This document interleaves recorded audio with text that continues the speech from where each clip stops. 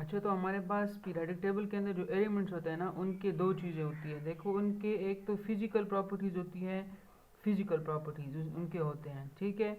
और इसके अलावा उनके उनकी जो है वो केमिकल प्रॉपर्टीज़ भी होती है। तो मैं आपको बताता हूँ कि जो फिजिकल प्रॉपर्टीज़ होती है ना, उसके अंदर हमारे पास क्या आता है। उसके अंदर उनका एटॉमिक साइज़ रहता है, कि उनका एटॉमिक साइज़ कैसे है। ये किसी भी एलिमेंट की फिजिकल प्रॉपर्टी होती है। और डेंसिटी, एटॉमिक डेंसिटी जो है वो भी हम लोग चेक करते हैं, एटॉमिक डेंसिटी कितनी है, ठीक है।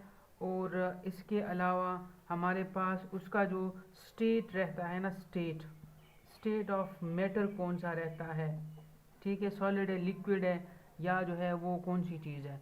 और जो नेचर होता है ना, नेचर, ठीक है, वो भी, नेचर ऑफ एटम भी हम लोग उसमें चेक करते हैं। तो ये एलिमेंट्स की होती है फिजिकल प्रॉपर्टी। और केमिकल प्रॉपर्टी होती है उसकी, आप देखें जो इलेक्ट्रोनेगेटिविटी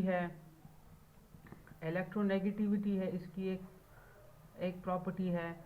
इसके बाद इसकी जो इलेक्ट्रोपॉजिटिविटी भी होती है, उन एटम्स की इलेक्ट्रोपॉजिटिविटी। और हमारे पास आयनाइजेशन एनर्जी भी होती है, आयनाइजेशन एनर्जी, ठीक है। इलेक्ट्रॉन एफिनिटी भी जो है वो हमारे पास क्या होती है, इसकी केमिकल प्रॉपर्टीज़ में आते हैं एलिमेंट्स की। और उसके बाद हमारे पास क्या होता है, इसकी जो केमिकल रिएक्टिविटी होती है वो भी इसकी केमिकल प्रॉपर्टी है, केमिकल रिएक्टिविटी, ठीक है। तो हम इस चैप्टर में क्या पढ़ेंगे, हम ये पढ़ेंगे कि जो एलिमेंट्स के जो फिजिकल प्रॉपर्टीज होती हैं और केमिकल प्रॉपर्टीज होती है वो कैसे ग्रुप्स के अंदर रिपीट होती है, या पीरियड्स के अंदर कैसे रिपीट होती है। तो एटॉमिक साइज की पीरियडिसिटी कैसे होगी, उसकी पीरियडिसिटी पढ़ेंगे कि कैसे repetition of properties atomic size की होती है। एटॉमिक डेंसिटी की पीरियडिसिटी कैसे होगी, स्टेट की पीरियडिसिटी कैसे होगी, इलेक्ट्रोनेगेटिविटी की जो पीरियडिसिटी है वो कैसी होगी। पीरियडिसिटी का मतलब तो समझती हो ना, पीरियडिसिटी का मतलब होता है कि ये इसके जो प्रॉपर्टीज होते हैं वो कैसे रिपीट होंगे डाउन द ग्रुप और अक्रॉस द पीरियड, ठीक है। तो सारा का सारा चैप्टर इसी चीज़ पे बेस्ड है।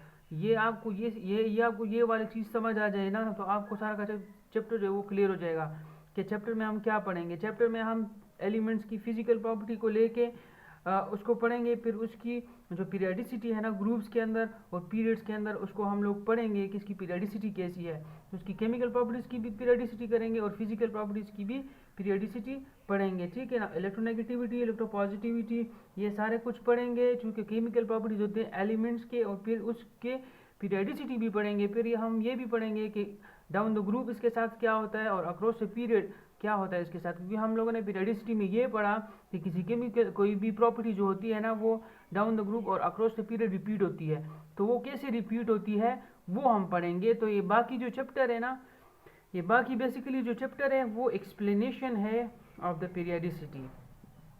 ये हमारे पास जो बाकी का चैप्टर होता है एक्सप्लेनेशन ऑफ पीरियडिसिटी है बेसिकली। जो हमने पहले डिफिनीशन पढ़ी ना पीरियडिसिटी की, अब जो एक्सप्लेनेशन है ना वो हम करेंगे। और एक्सप्लेनेशन में सबसे पहले हम लोग एटॉमिक साइज पढ़ेंगे एज एन एग्जांपल, ठीक है।